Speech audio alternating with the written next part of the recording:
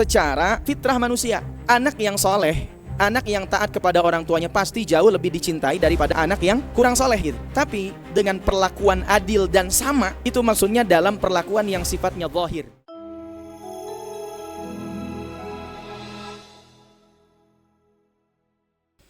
Bismillahirrahmanirrahim. Assalamualaikum warahmatullahi wabarakatuh.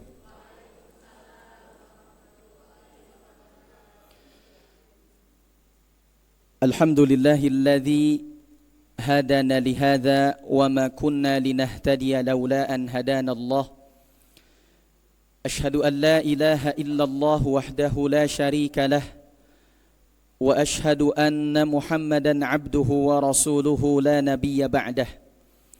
Allahumma salli wa sallim wa barik ala nabiyyina Muhammadin wa ala alihi wa sahbihi ajma'in. Subhanaka la ilma lana illa ma 'allamtana innaka antal alimul hakim. Allahumma inna nas'aluka ilman nafi'an wa rizqan tayyiban wa 'amalan salihan mutaqabbala. Allahumma aghnina bil ilmi wa zayyina bil hilmi wa akrimna bit taqwa wa jammilna bil afiyah. Asbahna ala fitratil Islam wa kalimatil ikhlas wa ala dini nabiyyina Muhammadin sallallahu alaihi wasallam wa ala millati abina Ibrahim hanifa wa ma kana minal musyrikin, amma ba'du. Bapak Ibu yang dimuliakan Allah Subhanahu wa taala, kabarnya sehat semuanya? Semoga senantiasa Allah memberikan kesehatan dan keberkahan untuk kita semuanya. Puji dan syukur marilah kita panjatkan kepada Allah Subhanahu wa taala yang masih memberikan kita berbagai macam kenikmatan, terutama nikmat iman, nikmat Islam, juga nikmat kesehatan dan nikmat kesempatan. Salawat dan salam semoga terlimpah curah kepada baginda kita, yakni Rasulullah Muhammad sallallahu alaihi wasallam, kepada keluarganya, para sahabatnya, dan semoga sampai kepada kita selaku umat pengamal sunnahnya, amin ya rabbal alamin. Di kesempatan pagi hari ini kembali kita melanjutkan pembahasan buku atau kitab yang berjudul Manhaj Tarbiyah An-Nabawiyah, metode pendidikan Nabi litifl, khususnya buat anak-anak. Kita tahu bahwa mendidik anak adalah mendidik generasi. Adalah salah seorang ulama, ya, beliau pernah mengatakan, la yadri katsirum minan nas. Kebanyakan orang tidak sadar, kebanyakan orang tidak mengetahui anna tifla wahidun min rijalil ummah. Sesungguhnya at-tifl, anak itu adalah wahidun min rijalil ummah, adalah salah satu di antara pejuang umat. Ya, kecuali kata beliau illa annahu mustatirun bi thiyabis saba, kecuali memang dia berpakaian dengan pakaian anak-anak. Maksudnya apa? Maksudnya anak-anak kita, ya, baik anak biologis, mungkin kita juga sebagian punya anak ideologis, itu adalah salah satu di antara aset terbesar umat ini. Karena di antara aset terbesar umat ini bagaimana mendidik generasi berikutnya menjadi generasi yang hebat, menjadi generasi yang bukan hanya sekedar menjalani kehidupan, tapi juga memperjuangkan kehidupan ini, bahkan berusaha untuk menerapkan nilai-nilai keislaman dalam kehidupannya. Nah, maka beliau mengatakan, ya, banyak manusia itu tidak sadar bahwa sesungguhnya anak-anak itu adalah rijalul ummah, adalah para pejuang. Ya, rijal itu artinya pejuang, orang-orang hebat, orang-orang yang bukan hanya sekedar kita melihat dari kacamata anak-anaknya, tapi memang dia adalah pelanjut estafet kepemimpinan, pelanjut estafet dakwah, dan pelanjut estafet keislaman kita. Maka di zaman dulu kita melihat ada anak-anak yang hebat, ya. Kita mengenal nama besar Imam Syafi'i rahimahullah yang usia 7 tahun beliau hafal Al-Quran 30 juz. Usia 12 tahun beliau hafal kitab Al-Muwatta, kitab fikihnya Imam Malik, kitab hadis. Dan sebelum usia 15 tahun beliau sudah diizinkan memberi fatwa. Memberi fatwa, fatwa itu adalah jawaban atas persoalan-persoalan masyarakat di mana? Di Masjidil Haram. 7 tahun hafal Al-Quran, ya, 30 juz. Kita juz 30 aja belum selesai.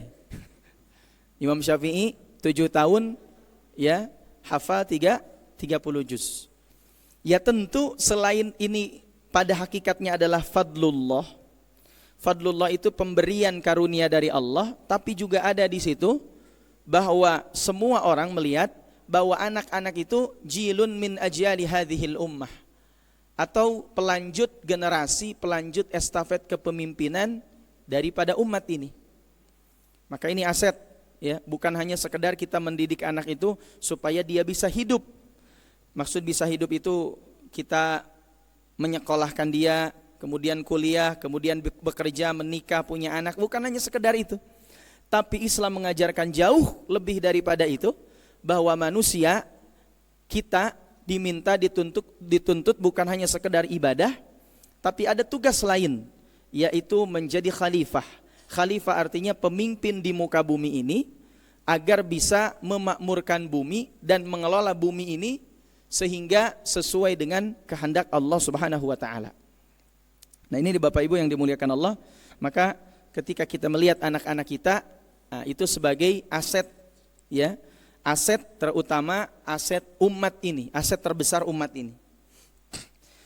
Nah, berikutnya di pembahasan kita pagi hari ini, kita akan bicara tentang, ya, asas al-asalib, atau pondasi-pondasi kurikulum, pondasi yang bersifat, ya, kurikulum untuk orang tua dalam mendidik anak, atau apa saja yang harus dilakukan orang tua agar pendidikan terhadap anak itu punya dampak. Nah, di sini ada beberapa hal, ya, bukan hanya buat orang tua, tapi juga buat para pendidik. Jadi kita ada istilah di sini murabbi. Murabbi itu pendidik, bukan hanya sekedar mudarris. Mudarris artinya orang yang mengajarkan pelajaran, tapi juga harus punya sifat murabbi. Rabbi artinya mendidik, menumbuhkan. Rabba yurabbi tarbiyah artinya menumbuhkan, mendidik, ya, menghasilkan satu produk, ya, yang tentu produknya bukan barang, tapi sebuah amal. Apa saja yang harus dimiliki oleh seorang murabbi dan juga orang tua agar pendidikan kepada anaknya itu punya dampak, muathir. Asas yang pertama disebutkan di sini al-asasul awwalu. Asas yang pertama adalah al-qudwatul hasanah, suri tauladan yang baik. Jadi asas yang pertama untuk mendidik anak itu adalah suri tauladan yang baik, al-qudwah al-hasanah. Jadi ternyata ada penelitian, namanya anak-anak itu kadang tidak mendengarkan apa yang kita ucapkan, tapi mereka melihat apa yang kita lakukan. Ya, anak-anak itu tidak mendengar apa yang kita ucapkan, tapi mereka melihat apa yang kita lakukan. Apa yang dia lihat, apa yang dia perhatikan, itulah menjadi kemudian dasar dia dalam berperilaku. Makanya kenapa dalam sebuah riwayat Nabi SAW menyampaikan, kullu mauludin yuladu alal fitrah. Setiap anak yang dilahirkan itu dilahirkan dalam keadaan fitrah. Apa makna fitrah? Fitrah artinya berpotensi, potensi dalam dirinya ada iman. Potensi dalam dirinya yakin akan adanya Tuhan, akan keberadaan Allah. Maka siapapun manusia itu pasti dia butuh dengan yang namanya Tuhan, dengan yang namanya Allah. Tapi kemudian kata Nabi, fa'abawahu, maka bapaknya lah, maka orang tuanya lah, yuhawwidanihi, menjadikan dia seorang Yahudi, aw yumajjisanihi, atau menjadikan dia seorang majusi, aw yunassiranihi, atau menjadikan dia seorang Nasrani. Lingkungan pertama yang dilihat oleh anak bukan lingkungan teman-temannya, bukan lingkungan sekolah, tapi yang dilihat pertama oleh anak kecil adalah orang tuanya. Ya, maka qudwah hasanah itu satu hal yang sangat penting agar pendidikan kepada anak itu muassir, punya dampak, ya. Maka disebutkan di sini lil qudwatil hasanah atharun kabirun fi nafsi tifl. Suri tauladan contoh yang baik itu punya dampak yang besar dalam jiwa seorang anak. Jadi kalau kita mencontohkan sesuatu kepada anak, ya, maka itu punya dampak yang besar. Makanya kenapa Nabi SAW menganjurkan contohnya ketika kita sholat sunnah dianjurkan agar sholat sunnah itu di rumah. Tahajud misalkan, sholat duha, ya. Ada sebuah riwayat, afdhalus salatil mar'i fi baitihi illal maktubah. Afdhalus salatil mar'i, salat yang paling utama buat seseorang fi baitihi, di rumahnya, illal maktubah, kecuali salat wajib. Jadi kalau kita mengerjakan salat tahajud misalkan, atau salat duha, ya, kalau masih sempat dan kita tidak ngantor buat yang bekerja, maka yang lebih utama ternyata sholat sunnah yang utama itu di rumah. Baca Quran boleh bahkan utama di rumah. Sampai ada sebuah riwayat, nawwiru buyutakum bis-salati wa tilawatil Quran. Nawwiru buyutakum, terangilah rumahmu itu bis-salati, dengan salat, wa tilawatil Quran, dan juga dengan membaca Al-Quran. Apa tujuannya? Ternyata di situ selain ada keutamaan, ada tujuan pendidikan. Ketika kita punya anak, ketika kita punya generasi penerus, atau mungkin yang sudah punya cucu, ya itu melihat kita melakukan ibadah, nah, itu di rumah. Maka anak tahu, oh bagaimana caranya sholat, oh bagaimana caranya baca Quran ketika orang tuanya melakukan itu. Itulah yang disebut dengan namanya qudwah hasanah. Itulah yang disebut dengan namanya contoh suri tauladan yang baik. Ya, jadi dicontohkan, anak melihat bagaimana orang tuanya kemudian melakukan baca Quran, melakukan sholat, ya, mungkin zikir di mana? Di rumahnya. Nah, inilah yang kemudian menjadi menjadi pedoman buat kita, ya, untuk mendidik anak-anak. Nah, bahkan ada satu riwayat, kata Nabi SAW, hadis riwayat Abu Hurairah, kata Nabi begini, man qala li sabiyyi ta'al hak, ya, siapa yang mengatakan kepada anak kecil, sini, aku mau kasih sesuatu, tapi kemudian thumma lam yu'tih, tapi tidak jadi dikasih, fahiya, maka orang tersebut sudah berbohong. Jadi hati-hati, ya, anak kecil itu jangan mudah-mudah untuk dibohongi. Kita misalkan ada anak kecil usia 2 tahun lari-lari, loncat-loncat gitu, sini-sini mau gak? Ternyata padahal kita mau ambil dia, kemudian gak jadi dikasih. Maka kata Nabi, orang tua seperti ini, ya, adalah orang tua yang berbohong kepada anaknya. Jadi tentang kebohongan ini hati-hati.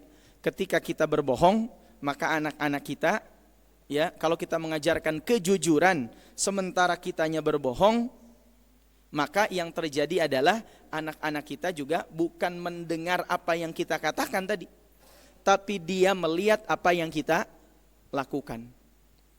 Bahkan para ulama itu bukan hanya anak yang dibohongi, Bu, ya, membohongi binatang pun sampai hadisnya itu tidak diterima.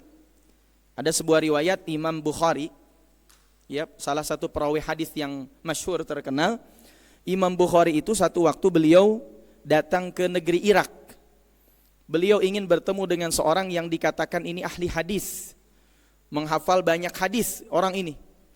Ketika datang ke Irak, ternyata yang disebut ahli hadis ini sedang bersama dengan kudanya. Ya, tiba-tiba dia mengangkat satu kain, yang di kain itu seakan-akan ada gandumnya. Maksudnya supaya si kudanya tertarik agar nyamperin dia, ya.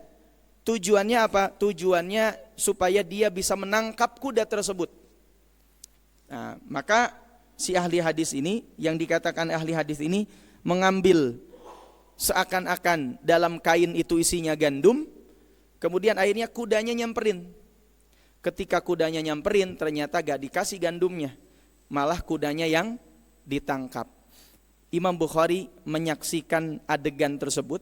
Kemudian beliau mengatakan, aku tidak jadi mengambil hadis dari orang yang membohongi binatang. Kira-kira kita sering gak bohongin binatang, Pak? Ada kucing misalnya, meng meng meng meng meng gitu kan, mau ngasih makan, ternyata ditangkap kucingnya. Ya, berarti kita sudah ngebohongin siapa? Kucing. Kalau zaman pengumpulan hadis, kita ada hadis riwayat dari kita, itu hadisnya sudah ditolak. Gara-gara ngebohongin apa? Kucing, Pak. Ini makanya Nabi mengajarkan jangan membohongi walaupun itu anak kecil. Siapa yang membohongi anak kecil? Ketika kita bilang kepada anak kita, sini mau gak makanan, mau gak jajanan, mau gak uang? Ternyata kita gak jadi ngasih. Ya, tsumma lam yu'ti, kata Nabi, kemudian kita tidak memberinya, fahiya kadzibah, maka sungguh dia telah berdusta. Orang tuanya telah berdusta. Nah, ini dalam Islam diajarkan namanya tadi keteladanan, agar kita sebagai seorang muslim, muslimah, ya, tidak hanya memberikan nasihat, tapi juga memberikan namanya keteladanan. Begitu juga satu waktu Nabi SAW, Ibnu Abbas, Abdullah bin Abbas, itu pernah menceritakan bagaimana dulu beliau melihat Nabi SAW berwudu. Kan kalau kita wudu, anak-anak juga suka ikut biasanya. Anak kecil tuh suka ikut ngikutin wudunya kita. Ya, kita berwudu, dia ikut wudu. Kita sholat, dia ikut sholat. Walaupun sholatnya tidak tuntas biasanya anak-anak tuh. Baru 1 rakaat udah lari-lari. Ya gak apa-apa. Ya, tapi mereka melihat begitulah cara sholat. Begitulah cara wudu. Nanti begitulah cara baca Quran. Cuman kan yang jadi fenomena hari ini adalah anak-anak kita, mohon maaf, kadang dididik oleh handphone. Ya. Hari ini banyak orang tua dalam tanda petik gak mau ribet.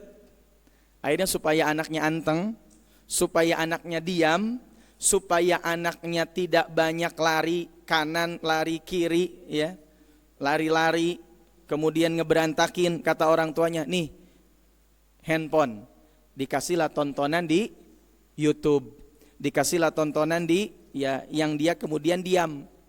Padahal ternyata apa yang terjadi ketika itu dilakukan, anak-anak kita yang mendidik akhirnya bukan orang tuanya, tapi yang mendidik adalah handphonenya. Nah, inilah yang kemudian menjadi salah satu, ya, hal yang kadang-kadang bisa merusak. Kalau memang berlebihan, ya memang mungkin hari ini kita tidak bisa melepaskan 100%, gak bisa. Ya, tapi intinya hendaknya mereka diberikan batasan. Ya, diberikan batasan oleh orang tuanya. Nah, ini jadi yang pertama disampaikan nasihat buat kita sebagai orang tua ketika mendidik anak-anak kita. Asas yang pertama adalah al-qudwatu al-hasanah. Contoh suri tauladan yang baik. Yang kedua, ketika kita ingin memberikan nasihat kepada anak-anak kita, maka hendaknya memilih waktu yang tepat ketika memberikan nasihat. Jadi ternyata salah satu cara agar nasihat kita didengar oleh anak-anak kita, yang kedua adalah memilih waktu yang tepat untuk memberikan nasihat. Disebutkan di sini, wa qad qaddama an-nabiy sallallahu alaihi wasallam lana thalathata awqat. Nabi memberikan kepada kita 3 waktu. Jadi ternyata Nabi itu kalau memberikan nasihat kepada anak-anaknya, ada 3 waktu yang dipilih oleh Nabi. Ya. Jadi tidak sembarangan memberikan nasihat, itu ternyata ada apa istilahnya, ada kuncinya. Tidak sembarangan sekedar memberikan nasihat, tapi ada kuncinya. Kapan 3 waktu itu?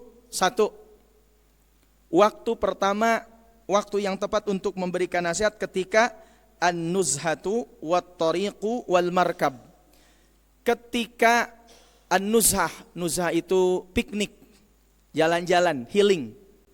Wat-tariq atau di jalan, atau ketika di atas kendaraan. Ini waktu pertama. Kan biasanya 3 hal ini dalam satu waktu. Ketika jalan-jalan, ya, ketika di perjalanannya, atau ketika di atas kendaraannya. Intinya ketika melakukan safar, ketika melakukan perjalanan, dan bukan hanya perjalanan, tapi perjalanan itu dalam rangka nuzhah, rekreasi. Kita mungkin ngajak anak-anak kita untuk rekreasi. Ternyata salah satu waktu yang tepat untuk memberikan nasihat ketika tadi rekreasi tadi, di perjalanan atau di atas kendaraan.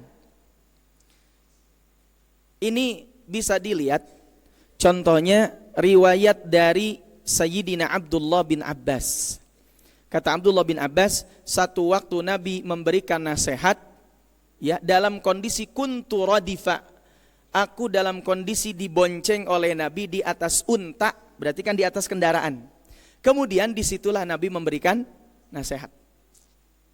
Nah, berarti dalam kondisi kalau kita sedang jalan-jalan, Bapak Ibu, ya, Ibu jalan-jalan ke puncak, anak kita diajak.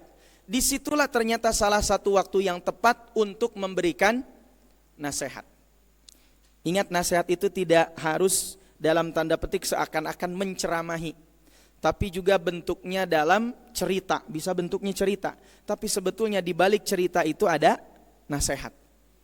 Ya. Jadi ternyata penting memberikan nasihat itu dalam kondisi, 1, dalam kondisi di perjalanan, ketika rekreasi, ya, atau di jalan tadi. Ada sebagian orang, ya, di sini disebutkan walam takun hadhihi taujihat fi ghurfatin mahdudah. Tidaklah Nabi itu memberikan nasihat kepada anak-anak fi ghurfatin mahdudah, di ruangan yang, ya, ruangan kosong terbatas hanya berdua. Tapi ternyata Nabi itu ketika memberikan nasihat kepada anak-anak terutama dalam kondisi ketika Nabi melakukan jalan-jalan tadi. Ya. Bahkan satu waktu Ibnu Abbas diberikan nasihat oleh Nabi ketika Nabi dan Ibnu Abbas naik unta. Dan Nabi kemudian memberikan nasihat. Apa nasihatnya? Ihfazillah yahfazka. Jagalah Allah, maka Allah akan menjagamu. Ihfazillah tajidhu tujahaka. Jagalah Allah dalam kondisi sempit, maka engkau akan menemukanmu, ya Allah akan menemukan dirimu dalam kondisi lapang. Jadi ternyata ada kondisi di mana memberikan nasihat. Dan kapan Nabi memberikan nasihatnya itu kepada Ibnu Abbas? Dalam kondisi tadi di atas unta. Ya, Nabi memberikan nasihat kepada Abdullah bin Abbas di atas unta. Nah, ini waktu pertama yang pas, yang tepat untuk memberikan nasihat. Yang kedua, Bapak Ibu yang dimuliakan Allah, waktu yang tepat untuk memberikan nasihat kepada anak itu yaitu waktu ta'am, ketika makan. 1, dalam kondisi di perjalanan atau ketika rekreasi, ya, di jalannya atau sudah sampai di tempat rekreasinya. Yang kedua, ketika makan. Memang namanya makan ini biasanya menyatukan, ya. Makanya acara apapun biasanya ujungnya makan-makan. Ada acara halal bihalal, ujungnya makan-makan. Ya, bulan Syawal banyak yang nikahan, kita datang ke undangan, ujungnya makan-makan. Memang manusia ini, kita ini senangnya makan. Maka makanlah yang menyatukan, ya. Katanya saya dulu pernah dapat ilmu, ya, menyatukan orang Sunda gampang katanya. Dengan cara apa? Dengan cara makan. Makanya dalam bahasa Sunda salah satu kata makan itu artinya nyatu. Iya, bahasa Sunda itu salah satu arti makan itu nyatu. Ya. Cuman kan ada tuang, ada neda, ada emam, ya, ada dahar, ada nyatu, ya. Makanya katanya menyatukan orang Sunda gampang. Dengan cara apa? Dengan cara makan. Ya. Bapak Ibu yang dimuliakan Allah, dan ternyata nasihat terbaik kembali lagi yaitu ketika makan. Ini ada banyak riwayat.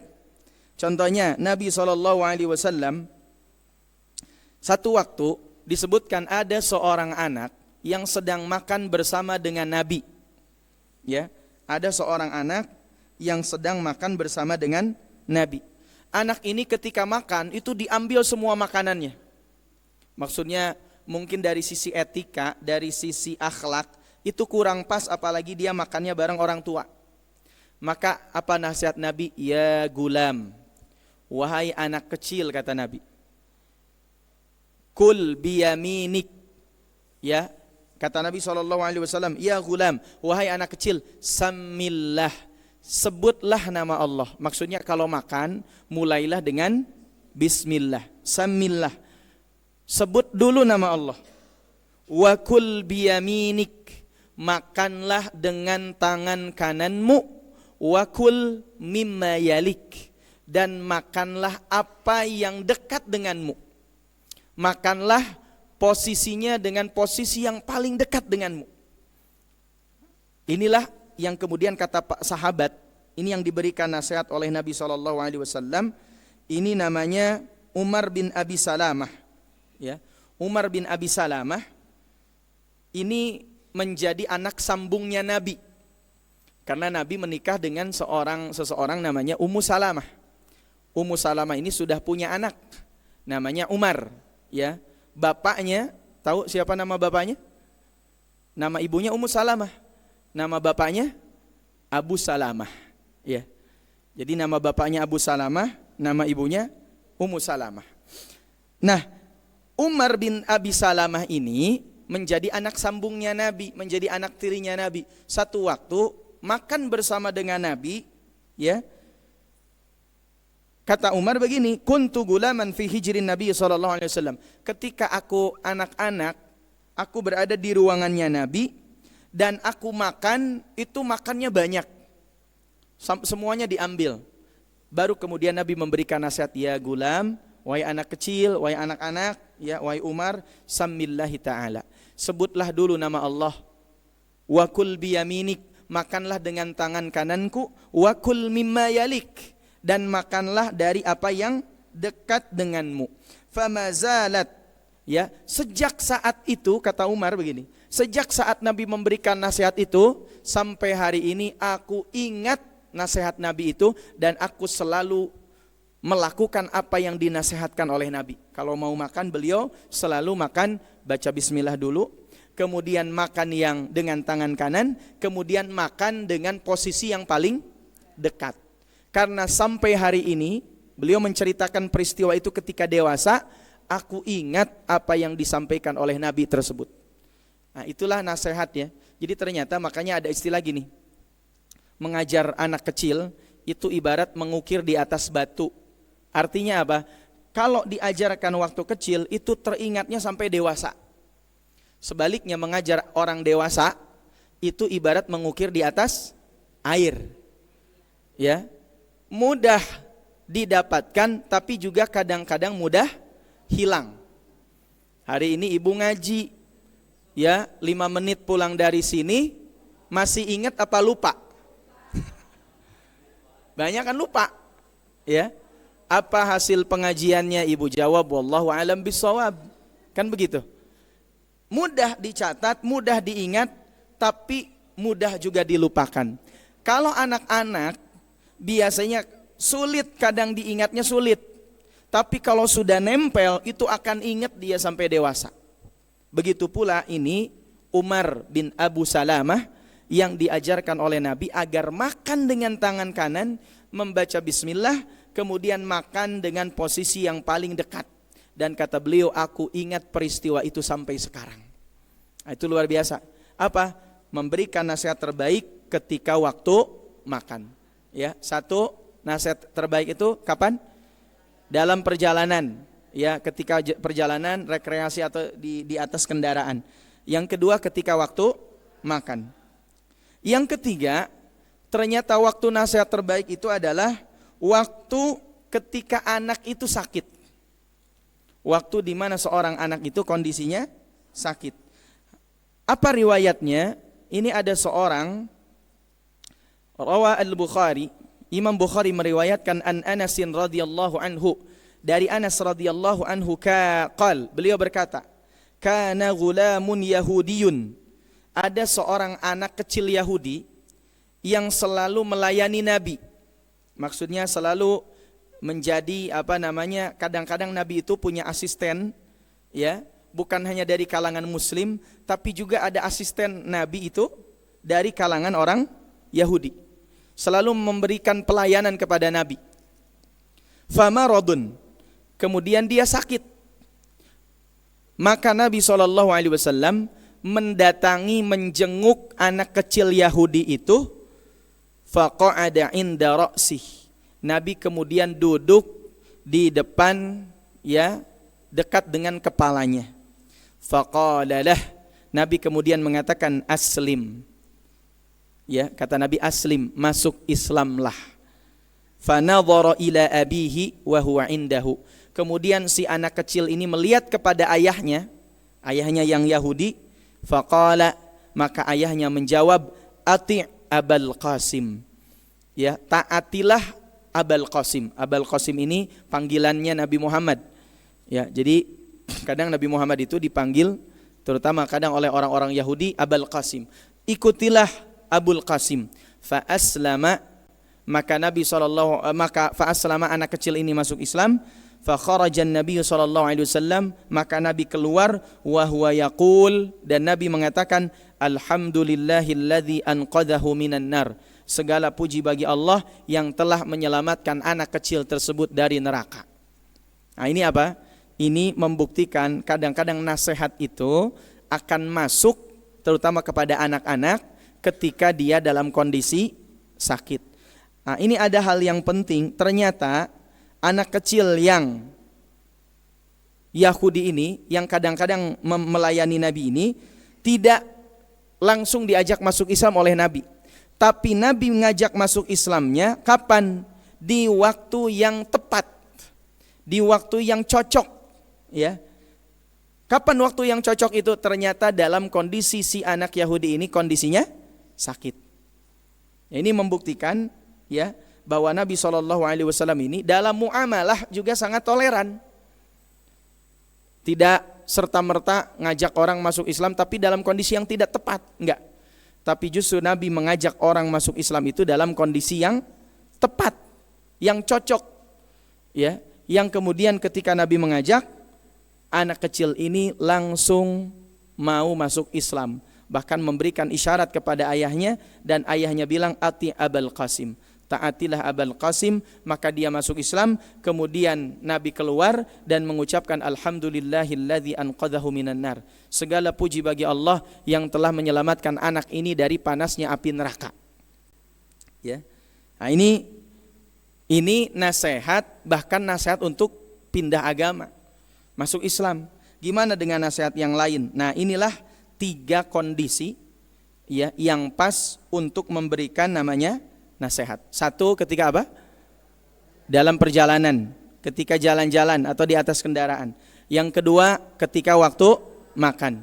Dan yang ketiga, ketika dalam kondisi sakit. Nah, itu asas yang kedua, ya. Asas yang pertama saya ulang lagi, apa tadi? Al-qudwatu al-hasanah, suri tauladan, contoh yang baik. Yang kedua, memilih waktu yang tepat untuk memberi nasihat. Waktu yang tepat ada 3, ya. Ketika dalam perjalanan, yang kedua ketika makan, dan yang ketiga dalam kondisi sakit. Yang ketiga, al-asasus tsalits, asas yang ketiga, ya, al-adlu wal musawatu bainal atfal, adil dan juga, ya, musawah itu sama, bainal atfal, dalam memperlakukan anak-anak. Jadi kalau kita punya anak, ada adik, kakak, ya, maka hendaknya kita perlakukan mereka dalam kondisi adil dan juga ya sama gitu, tidak membeda-bedakan. Kadang kan ada sebagian orang tua yang lebih sayang kepada kakaknya atau lebih sayang kepada adiknya, dan itu ditampakkan. Walaupun begini, namanya rasa cinta, kecenderungan itu pasti beda. Anak yang soleh, anak yang taat kepada orang tuanya pasti jauh lebih dicintai daripada anak yang kurang soleh gitu, secara fitrah manusia. Tapi ya, tapi di sini yang disebut dengan perlakuan adil dan sama, itu maksudnya dalam perlakuan yang sifatnya zahir. Dalam perlakuan yang sifatnya zahir, ya, karena pada asalnya al-hukmu bidh-dhawahir wallahu a'lamu bis-sarair. Hukum itu berkaitan dengan perkara-perkara yang nampak. Adapun perkara yang samar, wallahu a'lamu bis-sarair, hanya Allah yang tahu. Maka tidak boleh kita membeda-bedakan, ya. Kalau di rumah ada anak itu banyak, tidak hanya satu, ya, tidak boleh membeda-bedakan antara satu anak dengan anak yang lainnya. Nah, ini Allah memberikan pelajaran kepada kita. Salah satu di antara contohnya adalah kisah Nabi Yusuf alaihi salam. Ketika Nabi Yakub itu kecenderungannya dan terlihat sangat sayang kepada Nabi Yusuf, ya, dan juga adiknya. Ini kan ada 12 saudara daripada Nabi Yusuf alaihi salam, ya. Maka Nabi Yusuf masuk di situ. Kemudian dikatakan begini. Idh qalu la Yusufu wa akhuhu ahabbu ila abina minna wa nahnu usbah inna abana la fi dhalalim mubin. Surah Yusuf ayat 8. Idh qalu, ingatlah ketika mereka mengatakan. Maksud mereka di sini adalah saudara-saudaranya Nabi Yusuf alaihi salam. Apa kata saudaranya Nabi Yusuf? La Yusuf wa akhuhu ahabbu ila abina. Yusuf dan saudaranya. Saudara Yusuf siapa namanya? Benyamin. Tapi bukan Benyamin Netanyahu, ya. Nah, itu mah orang laknat. Ada Benyamin. Sebagian riwayat, ya. Ini nama orang dulu, ya. Katanya Yusuf dan saudaranya itu ahabbu ila abina, lebih dicintai oleh bapak kita. Itu ada sebagian saudaranya Nabi Yusuf yang memprovokasi saudaranya yang lain. Dia mengatakan Yusuf dan saudaranya lebih dicintai oleh bapak kita. Wa nahnu usbah. Kalau kami ini cuman kasih sayangnya cuman hanya sisanya aja. Inna abana la fi dhalalim mubin. Sesungguhnya bapak kita dalam kondisi dhalalim mubin, dalam kondisi tersesatkan, kebingungan, ya, karena rasa cintanya kepada Nabi Yusuf tadi alaihi salam. Maka mereka memberikan ide. Apa kata mereka? Uqtulu Yusuf aw yatrahuhu ardan yakhlu lakum wajhu abikum wa takunu min ba'dihi qauman salihin. Kita bunuh saja Yusuf. Aw yatrahuhu, atau kita usir ardan, kepada satu tempat, ya, yakhlu lakum wajhu abikum, yang itu bisa mengalihkan rasa kasih sayang bapak kita, ayah kita, ya, wa takunu min ba'dihi qauman salihin, dan jadilah kita setelah itu, jadilah kalian semua min ba'dihi qauman salihin, setelah mengusir Yusuf, membunuh atau tadi mengasingkan Yusuf itu, qauman salihin, kaum yang soleh. Kadang kita suka begini, ya. Ada ini orang, ya, saudara-saudaranya Nabi Yusuf bilang, kita bunuh saja atau usir saja Yusuf ke satu daerah yang ya asing lah gitu, sehingga nanti bapak kita kasih sayangnya buat kita. Setelah itu kita tobat, gitu bahasanya, kalau bahasa bebasnya. Setelah itu kita bertobat atas kesalahan kita, dan setelah itu jadilah kita orang yang soleh. Kan ada kita, ya, sebagian di antara orang itu kalau sudah buat maksiat dia bilang dalam hatinya, nanti juga gampang tinggal tobat lagi. Kan Allah Maha Pengampun. Itu namanya memudah-mudahkan dosa. Itu gak boleh tuh. Ya, memudah-mudahkan dosa. Betul Allah Maha Pengampun, betul Allah Maha Penyayang, tapi tidak boleh namanya memudah-mudahkan dosa. sebagaimana yang dilakukan oleh saudara-saudaranya Nabi Yusuf dulu. Ya, kalau sudah melakukan itu kita tobat, wa takunu, dan jadilah kalian mim ba'dihi, setelah itu qauman sholihin, orang-orang yang soleh, sehingga bapak kita, abi kita sayang. Qala qailum minhum, ada sebagian kemudian saudaranya mengatakan, la taqtulu Yusuf, jangan kita bunuh Yusuf, janganlah engkau bunuh Yusuf. Wa alquhu fi ghayabatil jubbi yaltaqithu ba'dus sayyarah in kuntum fa'ilin. Kita masukkan aja ke dalam salah satu sumur, ya, yang nanti mudah-mudahan kalau masuk ke sumur itu, sumur tua yang tidak ada airnya, dia akan ditemukan oleh musafir in kuntum fa'ilin. Dia, jika dia melakukan itu. Nah, jadi, dan akhirnya kan dalam sejarah Nabi Yusuf dimasukkan ke dalam sumur tua yang tidak ada airnya, ya. Kemudian mereka membuat tipu daya dengan cara menyembelih binatang, ya, entah kambing atau kijang, kemudian darahnya dilumuri ke dalam bajunya Nabi Yusuf alaihissalam, sehingga mereka mengatakan kepada bapaknya Nabi Yakub, kata mereka, Yusuf sudah diterkam oleh serigala, ya, Yusuf diterkam oleh serigala. Padahal ternyata Nabi Yusuf tidak dibunuh, tapi Nabi Yusuf dimasukkan oleh mereka ke dalam sumur. Apa tujuannya?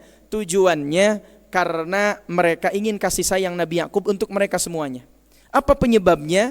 Salah satu penyebabnya adalah ada terlihat di situ kecenderungan Nabi Yakub lebih menyayangi Nabi Yusuf dibanding saudaranya yang lain. Walaupun ini bukan kesalahan buat Nabi Yakub, tapi Nabi Yakub kan melihat Nabi Yusuf itu anak yang paling kecil.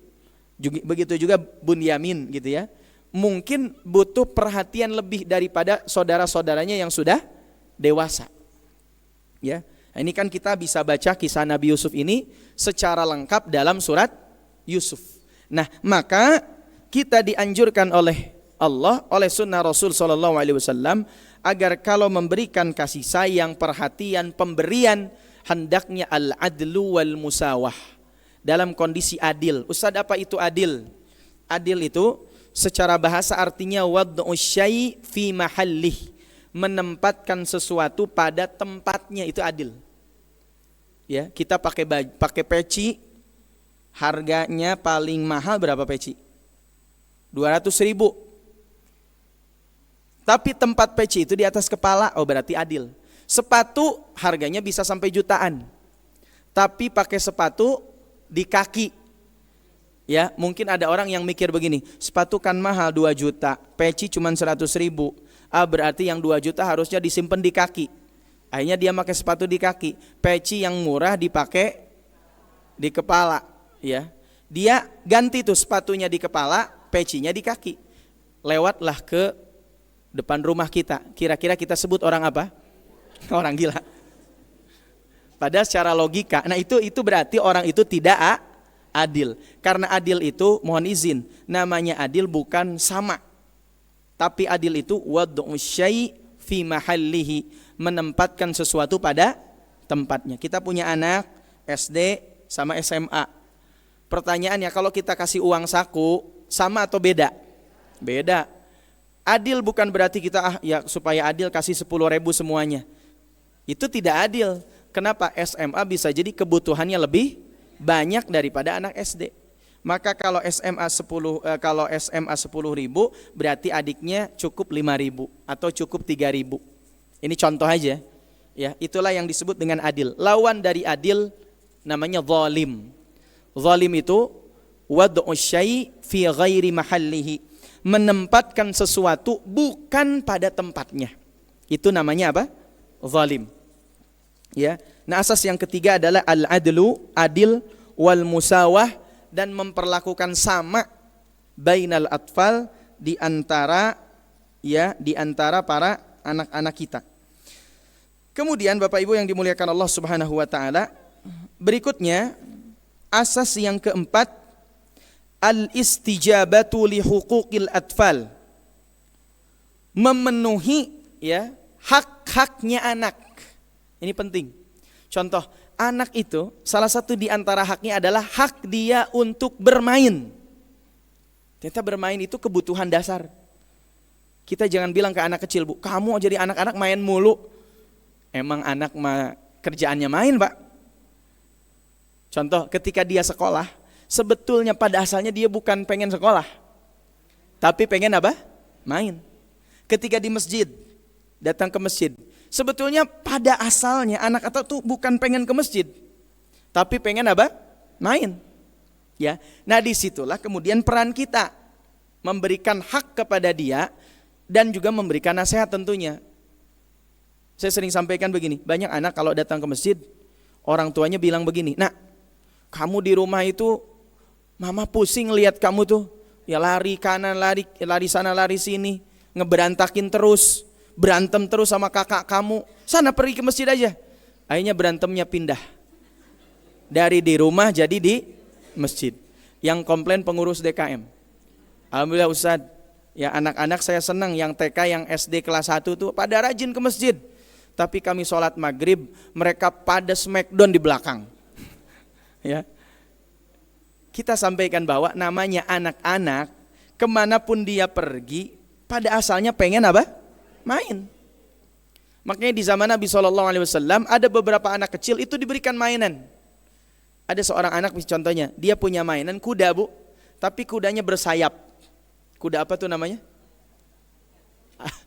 Ada kudanya bersayap. Itu di zaman Nabi. Dan Nabi mengizinkan itu. Kalau sekarang kan anak-anak tuh mainan tuh apa? Mobil-mobilan kalau laki-laki kan? Ya, pistol-pistolan gitu kan? Kalau perempuan apa? Barbie.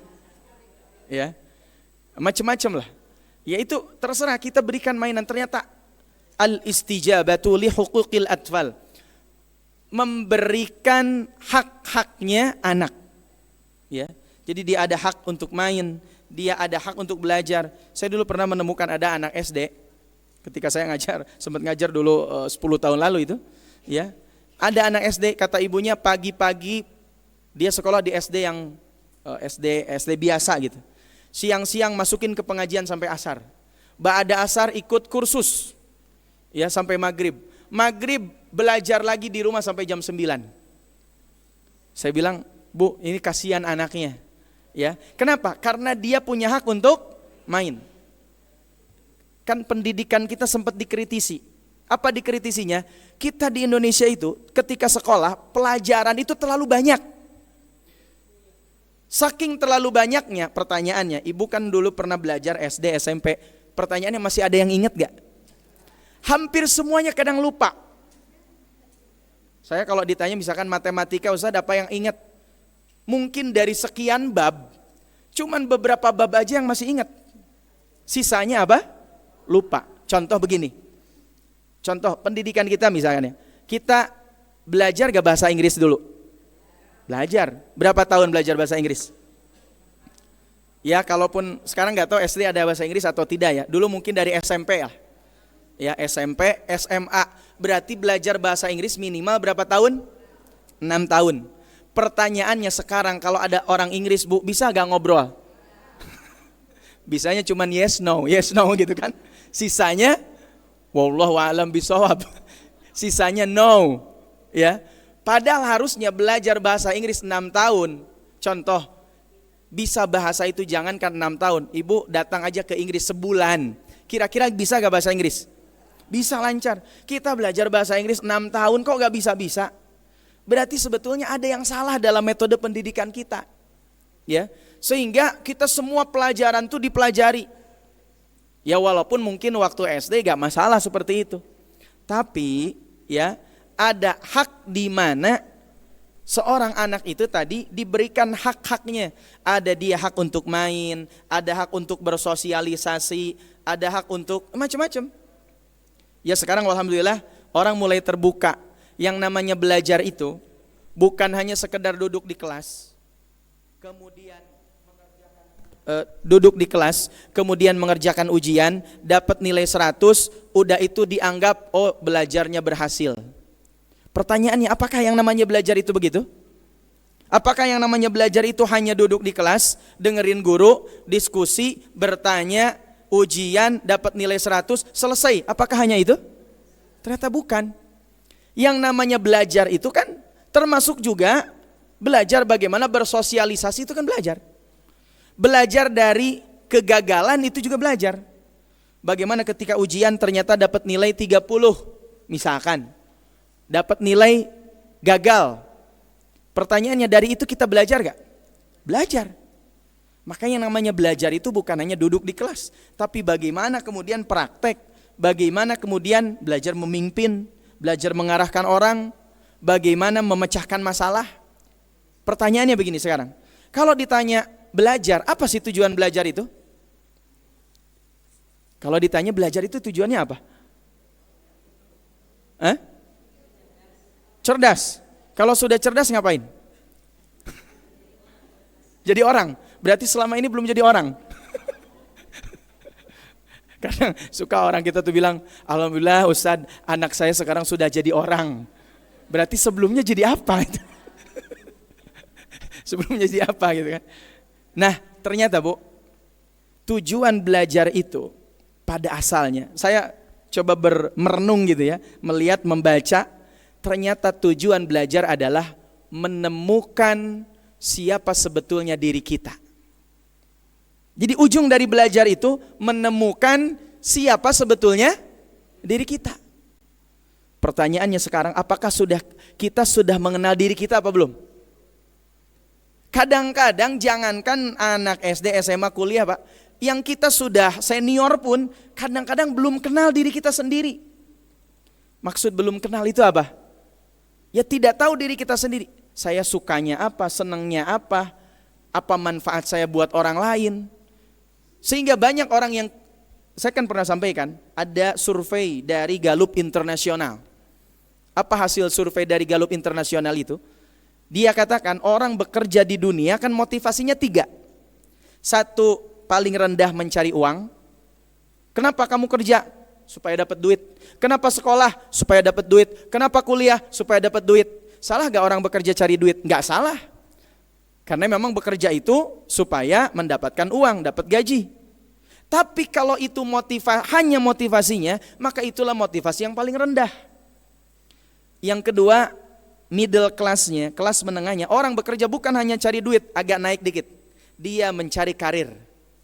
Oh, kalau saya bekerja di sini, saya kuliah lagi S2, S3 supaya karir saya nanti di kantor, di perusahaan naik, jadi pimpinan dan seterusnya. Dan yang paling bagus, orang bekerja bukan hanya mencari uang, bukan hanya mencari karir, tapi sebagai panggilan jiwa. Pertanyaannya, sudahkah kita bekerja dimanapun kita bekerja itu sebagai bentuk panggilan jiwa? Kalau sudah panggilan jiwa berarti kita pasti menikmati kan? Dan ternyata apa hasil survei dari Gallup Internasional itu?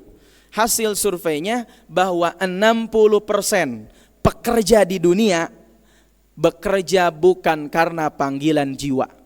Apa yang terjadi? Yang terjadi dia bekerja kemudian stres. Minggu malam stres, besok harus masuk kerja, kerjaan kayaknya numpuk banyak. Senin, Selasa, Rabu, Kamis, Jumat sore baru seneng. Kenapa? Sabtu Minggu libur. Berarti dari 1 minggu itu lebih banyak senengnya apa stresnya? Kalau kerja beraktivitas bukan karena panggilan jiwa, pasti lebih banyak apanya? Stresnya. Kalau begitu, kapan kita menikmati hidup? Ustaz, nanti saya menikmati hidup kalau sudah pensiun. Pertanyaannya, nyampe gak usia kita sampai pensiun?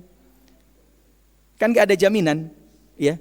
Nah itulah kemudian kalau kita bekerja beraktivitas bukan karena panggilan jiwa, yang ada stres.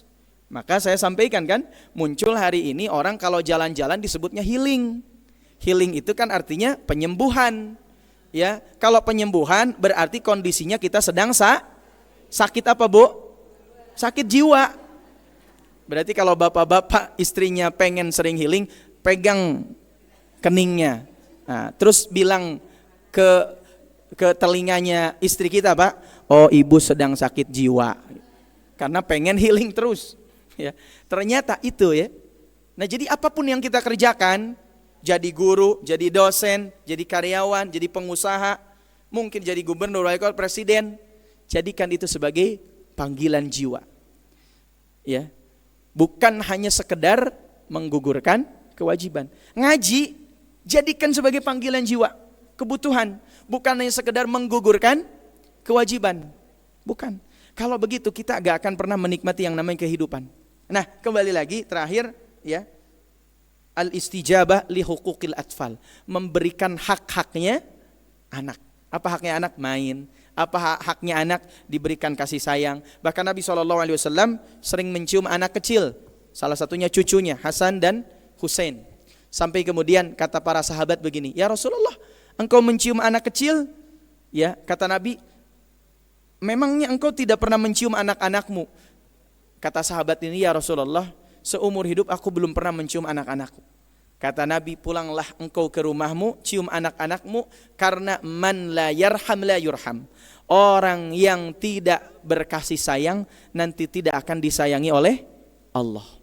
Maka mudah-mudahan ya, kita sebagai orang tua, atau sebagian kita mungkin ada yang jadi calon orang tua, atau sudah jadi orang tua, bahkan sudah jadi nenek ya hari ini sebagian kita, atau jadi kakek sebagian kita menjadi orang tua yang berhasil, yang sukses mendidik anak-anak kita. Kenapa? Karena anak-anak itu aset berharga buat umat ini dalam rangka melanjutkan estafet kepemimpinan, estafet dakwah dan perjuangan kita di dunia. Sehingga ya kita tidak berhenti berjuang karena perjuangan kita dilanjutkan oleh anak cucu keturunan kita.